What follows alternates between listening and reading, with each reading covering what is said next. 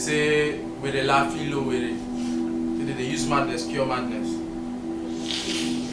I braced up because I was small. If you see now, after like 6 or 7 years, I still have this kind of body. So imagine how I was when I came. I was very tiny. And that was why they told me that if I don't wear that garment of madness, everybody will tread on me.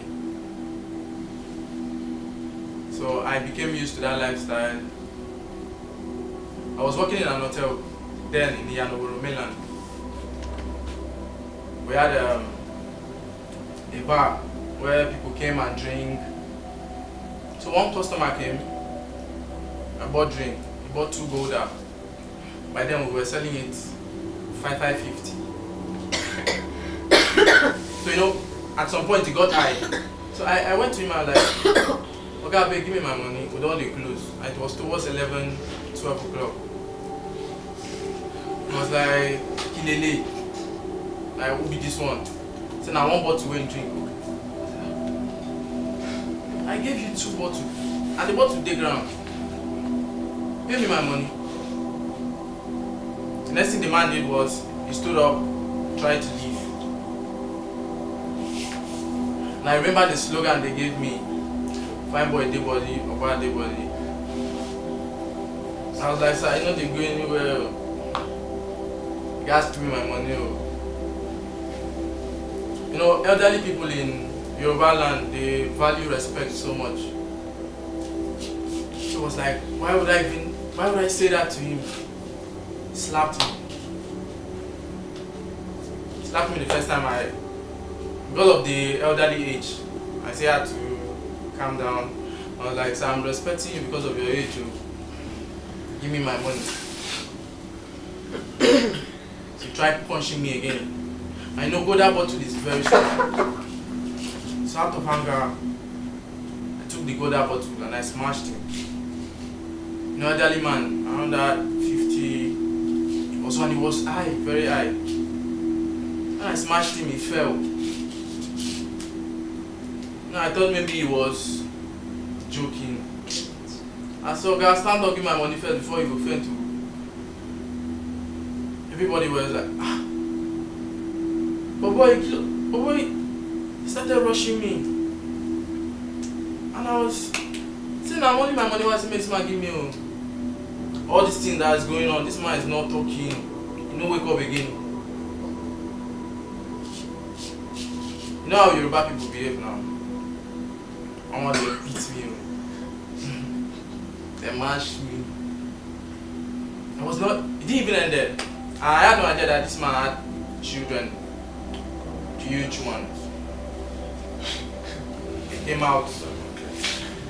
And some of the children are even educated. They get connection. They came. That man was not breathing. They had to tie me. They went to my Oga. My Oga was like, saying, yeah, leg, no, they there. So they carry me go. And this is somewhere that I have nobody. I don't have father, I don't have mother. They don't call my phone, so I don't even call anybody. So as they were trying to take me, because that hotel was down in the hill, you have to go up. So I was heavy, they had to untie me so that they can take me up the hill. I'm a sharp guy now. I see space, I run. And I was stupid then. If I knew, I wouldn't have run to my house. I would have gone somewhere else. So I ran to the house to pack some of my things. It was one of my friends who told me, say, Inge brother for Ogun State. Where I feel go there for some time till the matter goes down. So we rushed to my house to pack my stuff. While we were sitting there, I don't know, say police don't even there outside. And the children fabricated the story that this man is dead. And the man is not breathing anymore, that I'm a murderer, I killed their father. Police carry me. The way they treated me.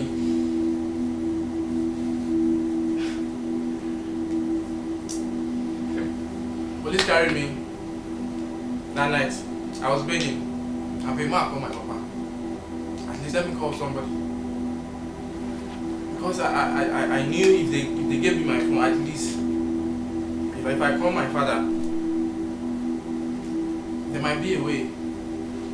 But like no, that I must go to jail. I was very young.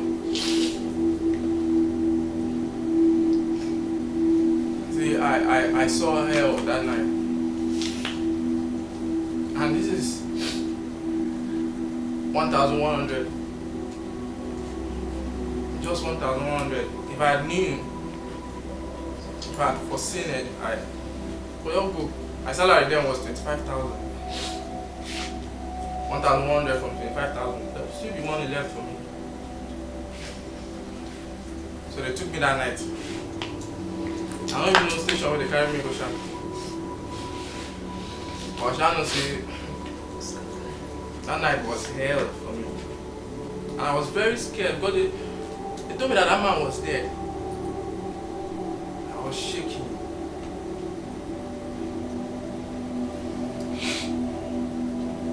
The place where they put me that night, the set of people that were there was scary.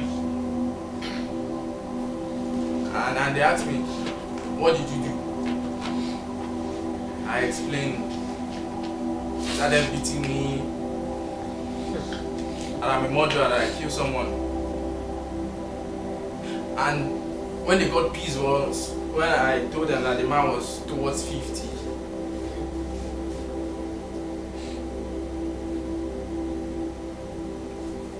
I was coughing blood. So I know they were punching me in my chest, and some were matching me. I was begging.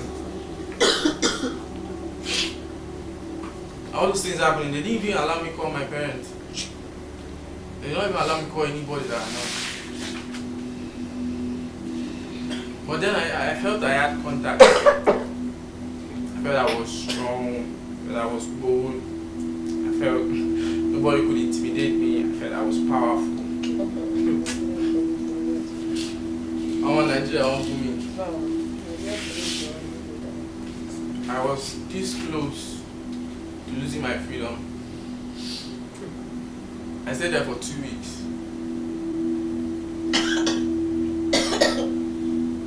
No food because I don't get anybody to bring food for me. They don't even give me my phone. And there they had a bucket where you urinate. Hey. And you defecate there too. And big mosquitoes. You know this tissue paper? They had to make something like this. Like a candle. So they burn it to chase the mosquitoes away. And the people that even had these tissue papers were the ones that have been there for long. A black. A black too. There was one Aquarium guy that I met there.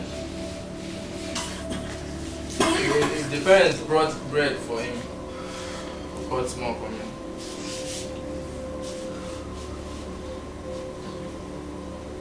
At some point, the news came that the man did not later die. And the man survived. But the children were big now. They say no, they don't need me.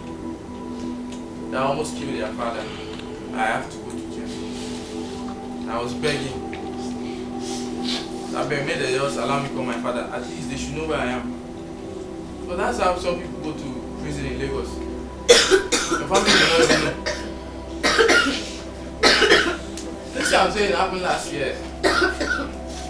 Miraculously, someone came to my aid and they bailed me. See, when I came out, I was humbled. I fear fights. I didn't work for like 2-3 months. I came out, I couldn't work because I was scared of people. I don't want to associate with anybody again because what I saw was hell. So I came here and I saw people reacting. I have contact. life never touch you.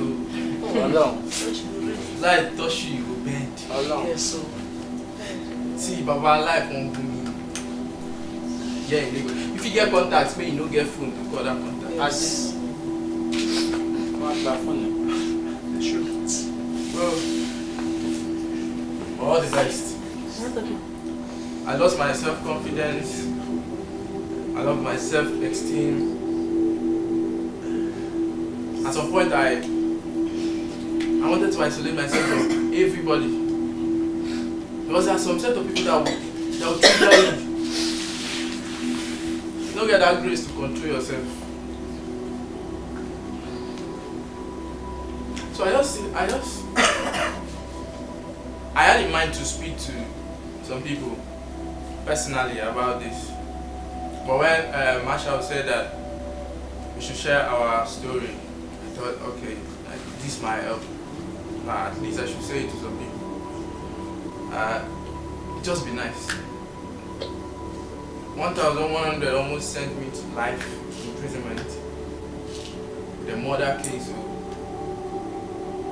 anger. So I'm just begging everybody, control your anger. I beg. Don't be by contacts. If you have your money, use it for something important. Alone. Use trouble. Since I come up from that place, I never fight. I never quarrel. Like normal guy, man, but I don't quarrel with you. But what my eye don't see, maybe you never see him. And they say one time, first time na mistake. The second one now you cause some. I'm begging. Keep your anger to yourself. Reduce your range. Life don't hard for all of us, alright? No. Thank you.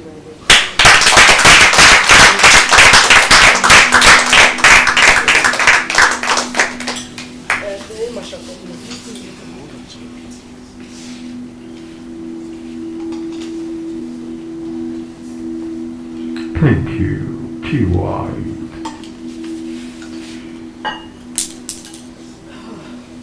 for sharing with us a life lesson of self-control. Indeed, I am proud of the man you've been in my mansion. Yes. Sometimes, when people stay quiet and avoid certain situations, you never can tell what they've been through. I noticed your self-control at the last party while Don Chesco, under the influence of alcohol, struck your mouth with a stick. Though you bled, yet you made it look easy.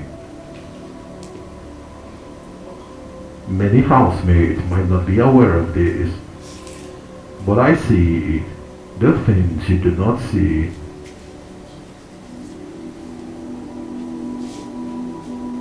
Don Chesco's action, by virtue of justice, could pass for immediate disqualification. Yet, G. White's action was simple. He left the scene, went to his room, tried to calm and rinse his mouth, and when Don Chesco came to apologize, he made everything calm and cool. Many of you never knew this until now, and I kept quiet. Let this serve as a lesson to everyone who think that sometimes I do not temper justice with mercy. I see, and sometimes I keep quiet. G. White, Yes, Marshal. I am proud of the man you are, and the man you will certainly become. Thank you, Keep Marshal. up the good work. You may be seated.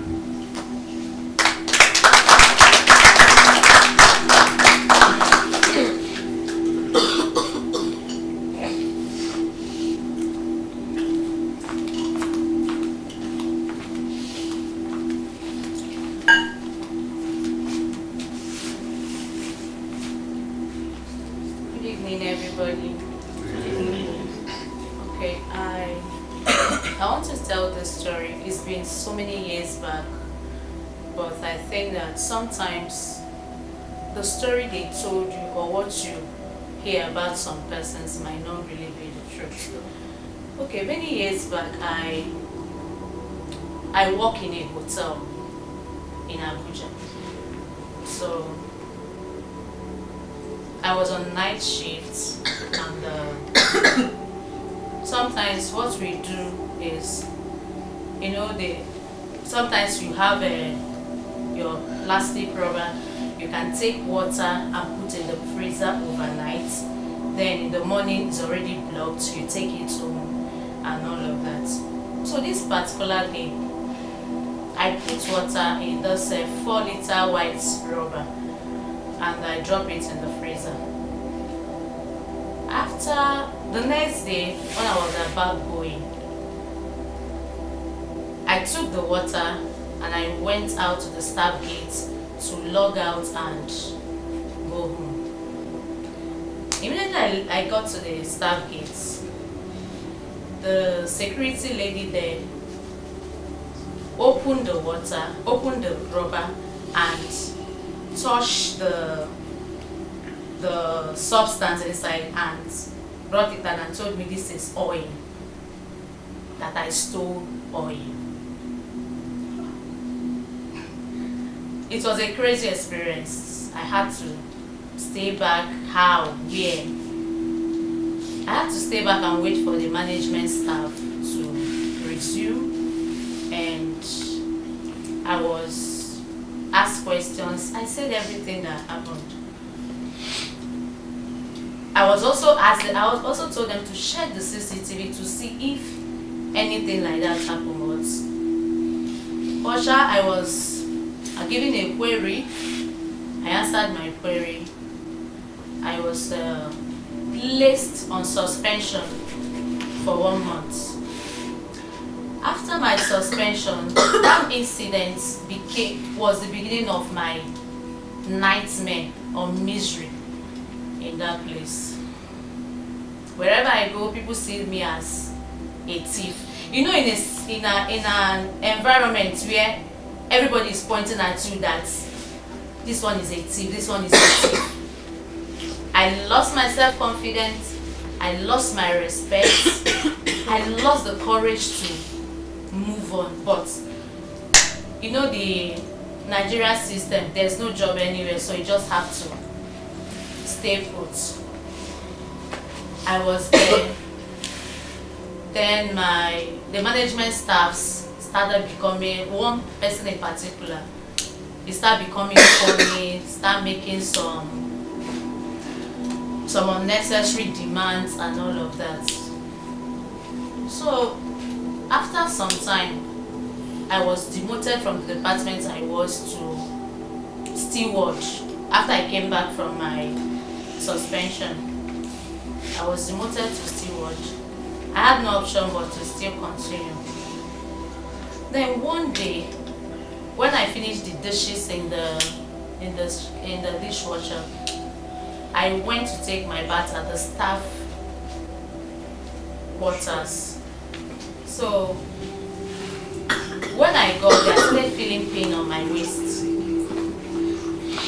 like play. I lay down on the floor. So one of my colleagues, Eukaria, she came and said, what happened? I told her, I said, I don't know, but I'm just feeling pain. So she was able to massage me with some Regestic, and that was it. The following day, I went home, but I couldn't come to work that same night. So in the evening, when I discovered I wasn't able to go to work, so I had to call my brother because my brother was living like not too close, but I just had to call him. So my brother came. As at that point, I could not move. He took me to the hospital, drove me to the hospital, and I was in the hospital for 4 months. You know, I couldn't, my feet like this, I couldn't shift my toes like this. From here down to my feet were paralyzed. I couldn't move, I couldn't do anything. My dad is late, my mom is not for it. My mom is late, but my dad is alive. But my family, my immediate family, my extended family, nobody, we don't want to tell my dad because of his health condition. Because I was very close to my dad. I was in the hospital for 4 months. So after I was discharged, I got back to work. I was now transferred to security department. But my EVC was a good woman. She was actually the one that gave me the job. So throughout all this scenario, you know, there is hierarchy to some things that you cannot just do. So one day when she came to the office, she saw me. Though when I was in hospital, she knew I was in the hospital. She actually came and visited me in the hospital and all of that. But when I resumed, she came one day and saw me in the staff quarters and said, "What are you doing here?" I said, "This is where I am." He said, "Why?" I said, "I don't know, but this is just where I am." I said, "I've been demoted from here." He said, "Since when?" I said, "Since I got back from the hospital." She said, "Okay, I should meet her in the office." So when I went to meet her in the office, I couldn't go into the office. That's my boss that was acting funny, blocked me that she was in a meeting and all sorts of things. I don't know what transpired. I don't know what they told her.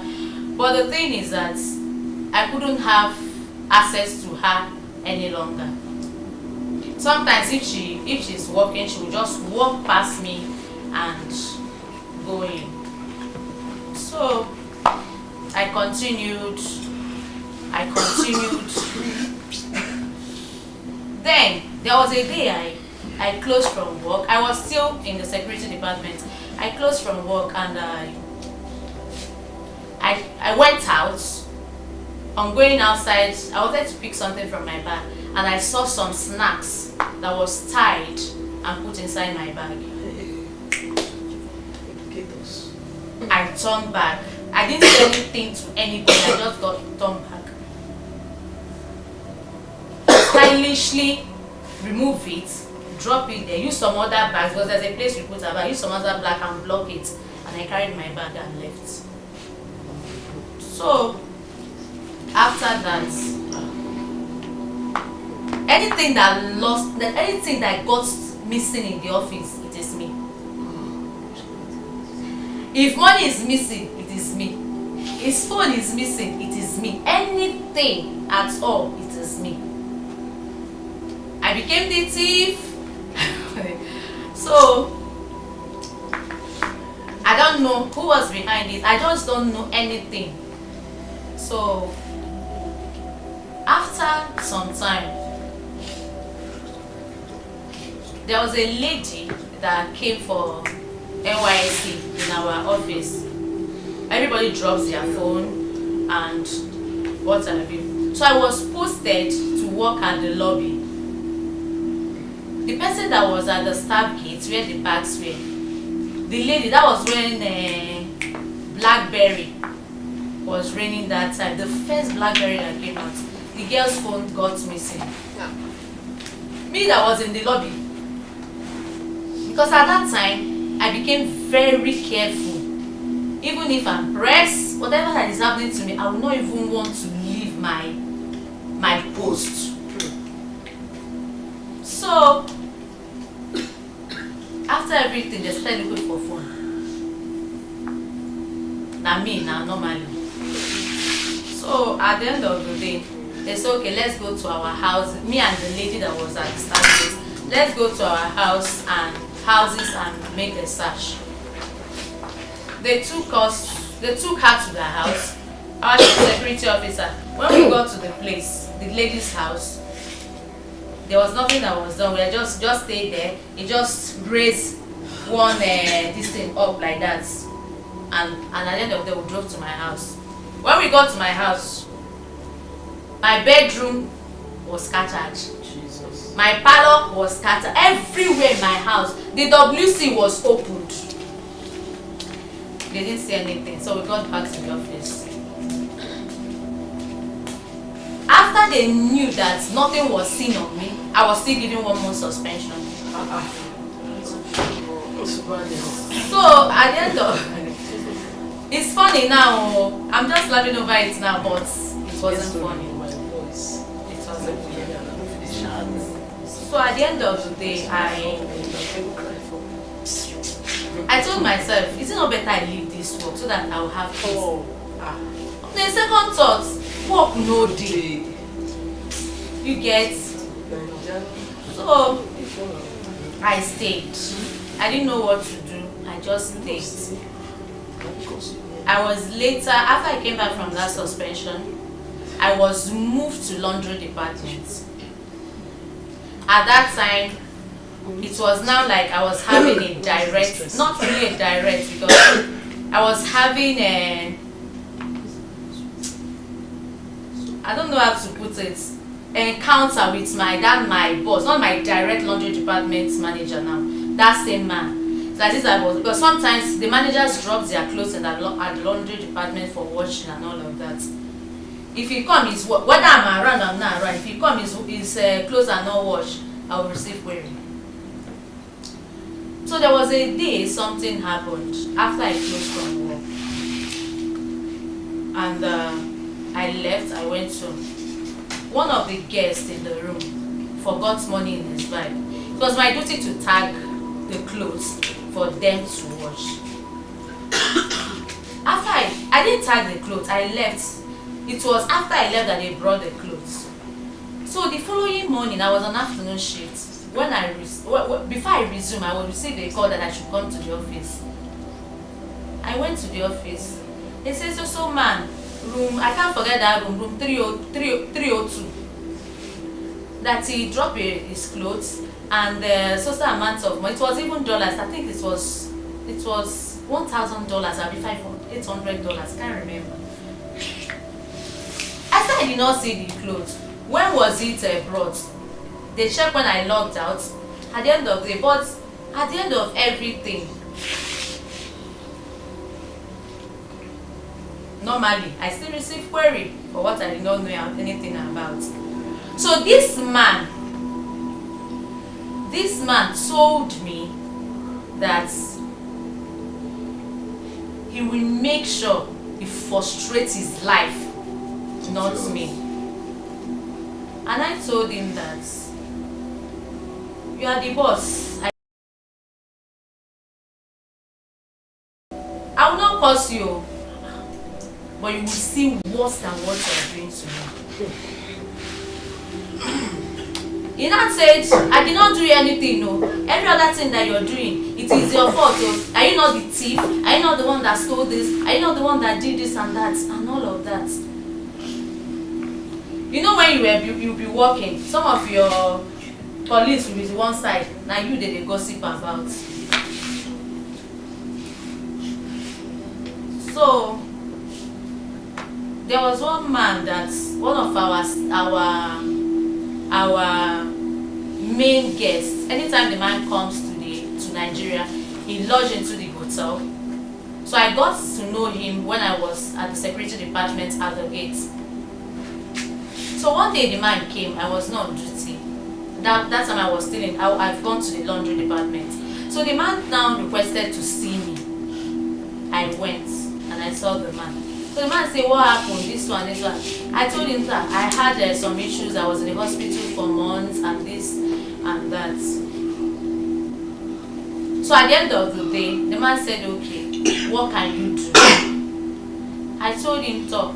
I can do anything. No, it's okay. Are you comfortable working here?" I said, "I'm not comfortable." The man was okay. He knows I can drive very well. So the man said, "Okay, can you come and help me and drive me to the airport?" I said, they will not allow me. He said, "Okay, that is traveling so time, but because of this, that he will shift his travel to the next day when I will be off." I said, "Okay." So when I was off, I got to the hotel through the main gate because I was not on duty. So I stood outside. One of the car hires, because he said when I get there I should tell one of the car hires to inform him. So when I got there, the man came down. The car hire drove the car out of the compound, and I took the man to the airport. So when the man got to at that process of driving him to the airport, we have a very good conversation. So when he finished, he now said that if I drop him, I should take the car to his friend's house at Metama. So I did that. The following, after 1 week, the man came back, and one of my colleagues told me that we could call the man Jack Rich. That's what we call him. That Jack Rich was asking after me. But when he was asking after me, he met that my boss. I don't know what happened. After that, I don't know what happened. I can't say what I don't know. After that incident, the man stopped having any form of communication with me. Then I forgot about that thing and I left. Then I didn't know that some persons has been positioned to make sure that, I don't know. But there was a day I was closing from work, and I got to the staff gates to log out from the gates, and one of the staff, security staffs, said she needed to search me. She searched me. You know, when somebody was searching you as if I'm already a thief then, and so there's no point. I was took into the toilet, stark naked. They were searching me, putting hands and all of that. So when I couldn't take it any longer, I wrote for my resignation letter. I wrote my resignation letter, and I dropped it. They rejected it. Yes. They rejected it. So at that point, I had no option but to go and meet our EVC in her house. I told her, when I got there, security did not allow me to enter. So, but I have her number. I called, she did not pick. I sent her a message, she did not respond. I waited at the gate until at the time her husband was coming in. The husband knows me. These are the people that I go to their house. I sleep over in their house. Sometimes I'll spend weeks in their house. But that relationship just... So when the husband saw me, he said, "What are you doing here?" I said, "I want to see madam." He said, "Is she aware that you're here?" I said, "I don't know," but I sent her message and she did not respond. He said, "Okay, come inside." I followed the husband and I went to see him. So when the woman saw me, the woman was like, "I trusted you." When the woman was talking, I couldn't say a word. I was just crying. So she now asked me, why did you do it? Have you ever asked me for anything and I refused to give you? I was crying. I couldn't say a word. So she now said I should leave her present. You know, there's a way somebody will be talking to you. You know that you did not do it, but you cannot even speak. You and God, no. You cannot speak. You explain that. And I left. I made up my mind that I was not going to work again and all of that. On the other hand, I was thinking about my entitlements because I've worked for years. So if I live like that, my money don't go. So after 2 days at home, I resume again. When I got there, I was giving query, I answered, I was giving suspension, 2-week suspension. I came back and it's all continued. Then there was a day I was at the staff changing room. My almighty boss walking into the staff room, and he was trying to be funny. I now slapped him. So when I slapped him, another staff was coming in. So that staff was coming in. I don't know what happened. I just don't know if it was I don't know. So the staff was now shouting. I don't know if it was a plan. The staff was now shouting, "You slap our boss, this, that, blah, blah, blah." So the man now walked out. Immediately I did that and I wrote my resignation letter. The second time. And at the end of the day,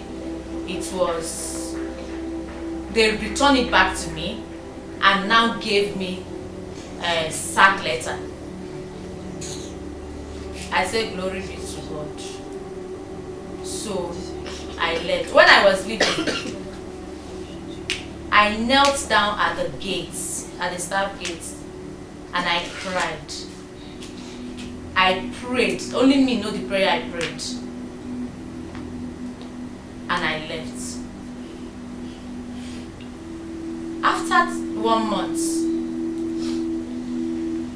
one of the staffs now called me that she wants to tell me something. And I say, what is it?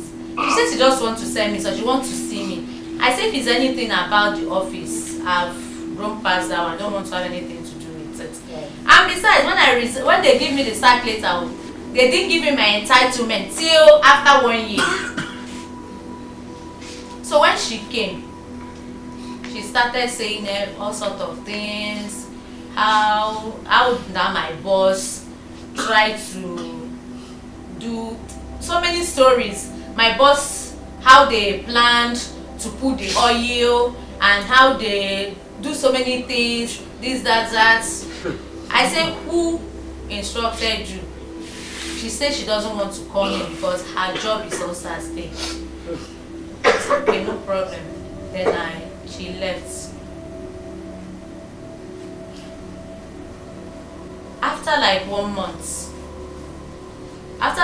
that she came to my place, I now went back to my EVC and I told her, say, I don't know, I didn't even know the woman was now aware that I've resigned, that I've left the work, I've been sacked because it was on resignation. So I told her, she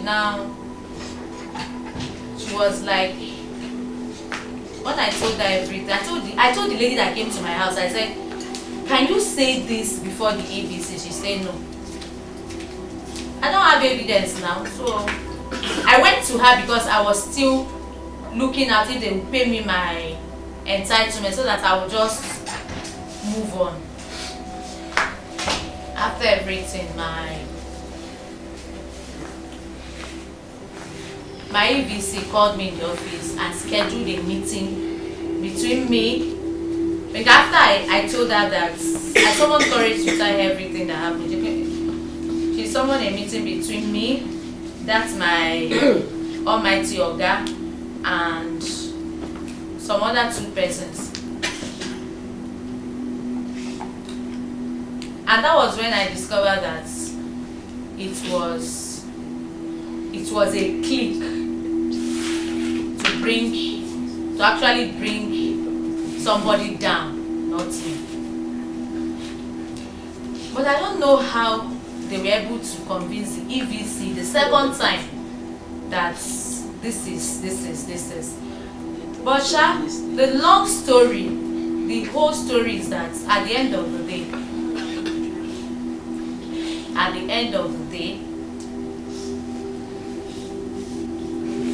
the same man who did all that, as we speak, the man cannot walk. The man is not walking. The man cannot speak. And to crown it all, this man is going to 60. He's not married. He don't have a child.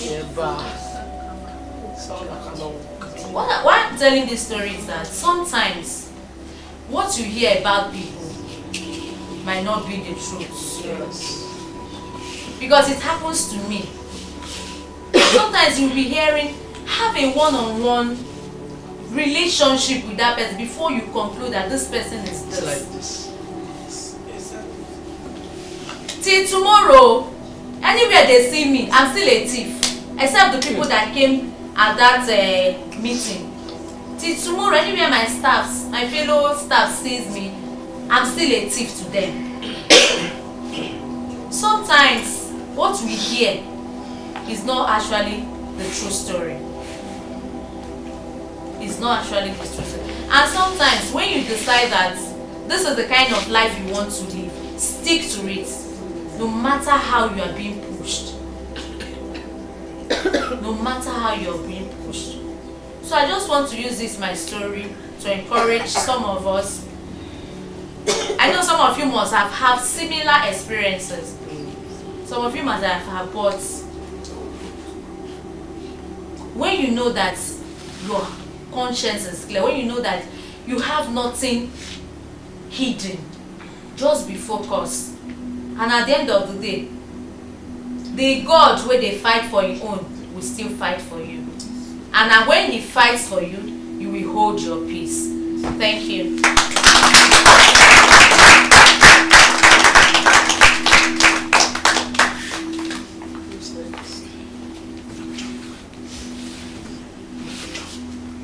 Indeed, a clear conscience fears no accusation. Thank you for sharing this part of your journey with us, Nazi baby.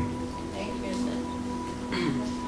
I want to believe that all housemates must have picked life lessons that indeed karma really exists.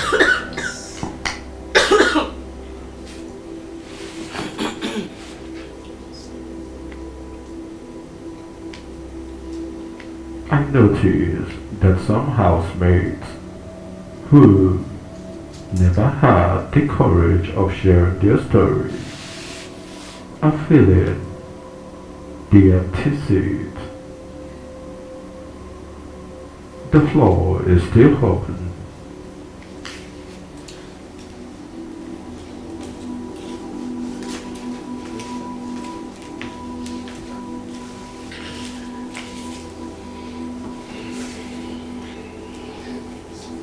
Good evening, everyone. Good evening, Clara. My name is Clara. I'm from Ondo State. I came from a small town in Ondo State, Akoko, Okapoko. So my story, I went like this.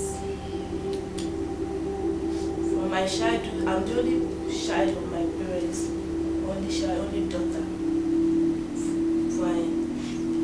my dad and for my mom. My dad don't have any other child, and my mom don't have any other child. I'm the only one. Life has not been easy for me as the only child. I'm loved by my mom. My dad does not love me or support me. He doesn't. But growing up from my childhood, he loves me. He will even travel. When coming back, buy me something. Buy goodies, sweets, all these kids. But when we relocated from our village to other village near our town, not far, just like 45 minutes journey. So we started struggling, open a shop, but in 6 months, the armed robbers came and robbed our shop. Finished everything in our shop with nothing.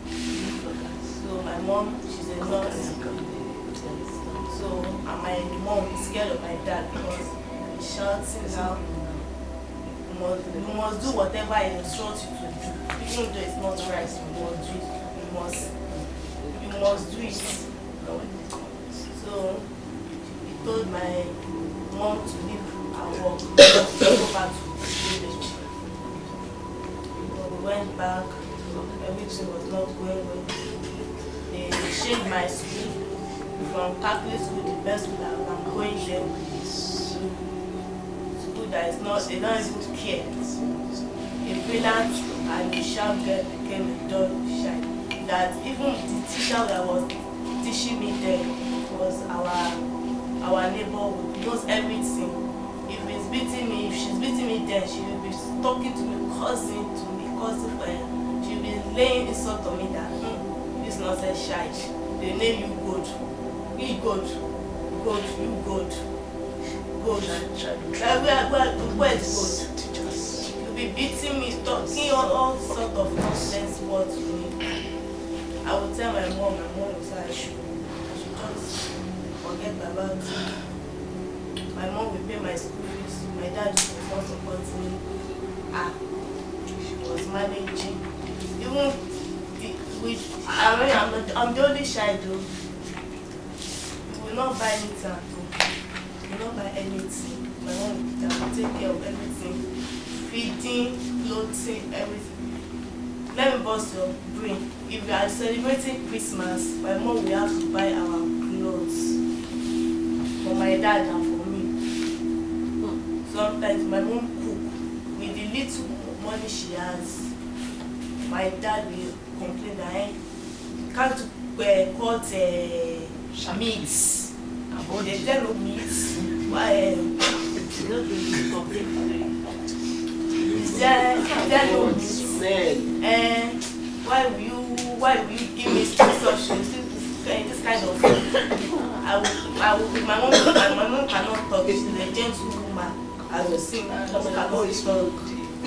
So my mom is begging, please. I experienced a lot. I will not go and meet my mom. Mom, let's leave this man now. Let's leave him. Do you want him to kill you? Let's leave him. If we even leave him now, you will give me another baby. I want baby. I want to have a sibling too. I want it that, because we are a dedicated Catholic member. So we say that she cannot leave her marriage. She has married and she will have to carry her cross. That nowhere to go. I should pray for him. Okay? There's no problem.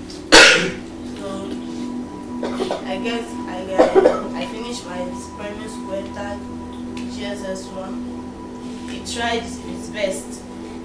It's not having much money, but he put me to boarding school.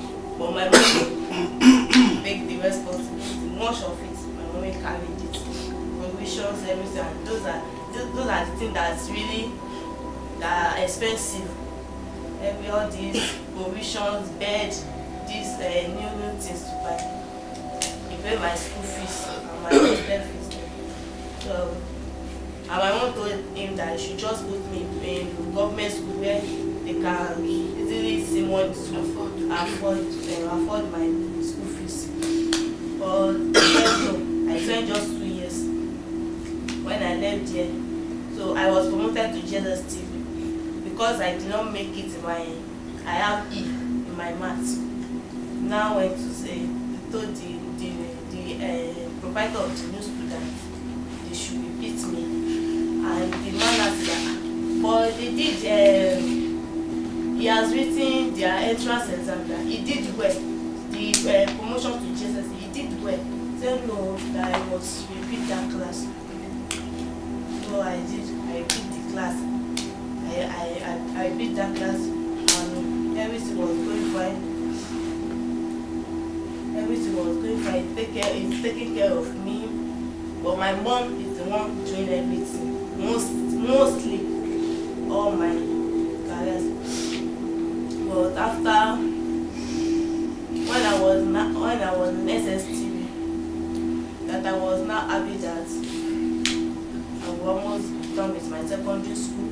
That I will go and meet my uncle, which is a priest, a Catholic priest in Florida. I was happy. Even my mom supported me that don't worry, I will support you. You will further your education in this place. But I still saying that I even spoke with him that same month. He was happy that I had no problem now. You have done with your not really like even talking to a ghost, know that it's God that knows everything. Not knowing that would be the last time I will speak with my God. So that's the month we had a call from the Lord that my uncle has died. I was not like, why? My uncle.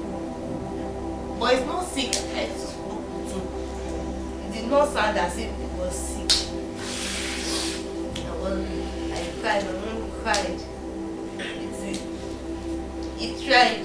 I don't know that he has even spoken with my mom. Sent almost 1 million. I'm talking about 2018 then. Almost 1 million for my education. And for our own mom, to take care of our mom.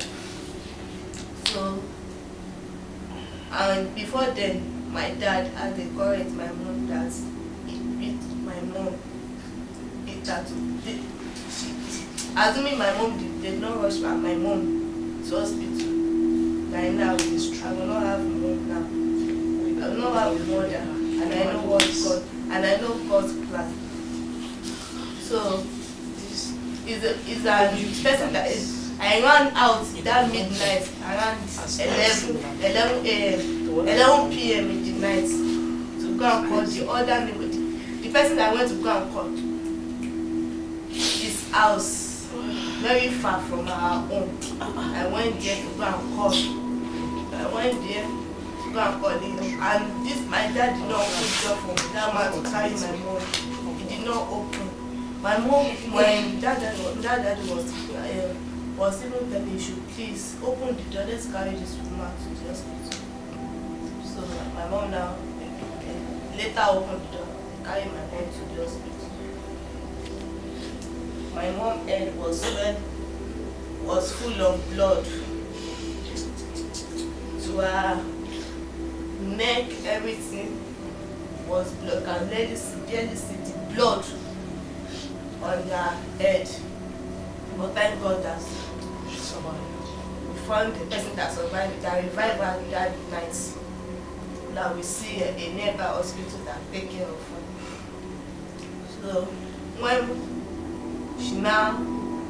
they take care of her, that she's now okay, my mom now went to meet my dad. My dad came. He came. So that was when everything finished. They settled their matters and they went home back. But my mom now told my dad that before father died, they send him this extra money. As she should have just kept quiet. That's how my dad just tied the shoe, collect the money and say, don't worry, I will take care of you. I will be your uncle.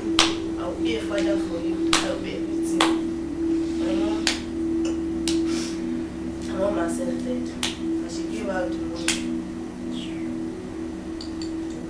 The money spent like 6 years before my daddy can return CV-15. So he told my mom that he used that money to rent out for Mama, which is your mother-in-law. That her shop, the shop that she furnished, that out of the money that she furnished the money, she furnished the shop, that out of he just lay all sorts of complaints that that's how the money that he has removed those things that he used to support him. So later he gave me the TV-15 to manage it. My mom used to sort abuse. So 2020 I got admission. Then his plan was that I will not go to school, that I'm done, I cannot go to school, that the dollar is to go to school. I cannot go to school, that I did not see anything, not see any future in me. So my mom was trying to tell me that she please tell me if it's just college that she let me to go. But my mom tried. She not that Clara, you know what? You know how to make it. I want you to know more about them. She take me to one address and then I learned within 1 year. So I collected my just small freedom, small graduation, little graduation without not calling because except my mom, even my dad did not come. So after a month, I was admitted to College of Arts, Akure, Oyo State. I was happy that my aunt, my mom, sister, my maternal aunt, that she's living in Akure, that I will stay with her. Not knowing that I was just deceiving myself. She was pregnant.